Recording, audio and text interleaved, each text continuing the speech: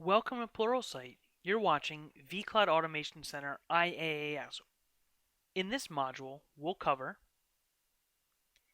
talk about what the component is and the role that it functions within a deployment.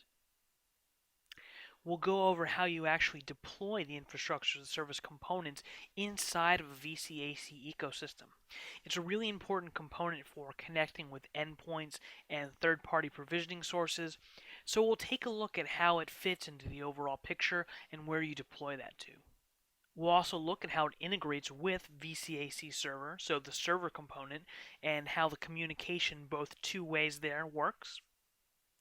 We'll also look at supported endpoints. So the main purpose of the components are to support those third-party endpoints, whether it's physical servers, other hypervisors, cloud services. That's really at the heart of what IaaS does. So we'll talk about the different supported options.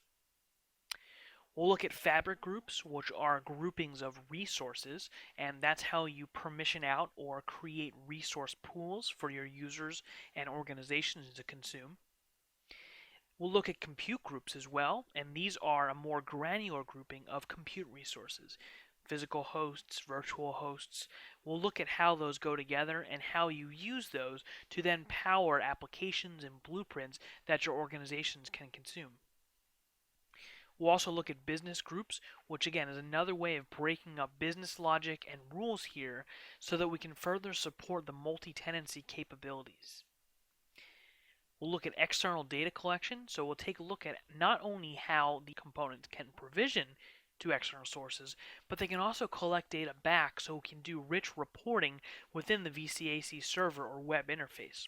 It's an important piece of that ongoing life cycle of a workload, so we'll look at how you actually do that reporting and what type of data we can collect. And lastly, we'll take a look at how you connect to public clouds. So when you want to extend your environment out from just a private cloud out to a public cloud provider, this is where you would do it, and we'll talk about the supported options and how you go about that. So let's get started.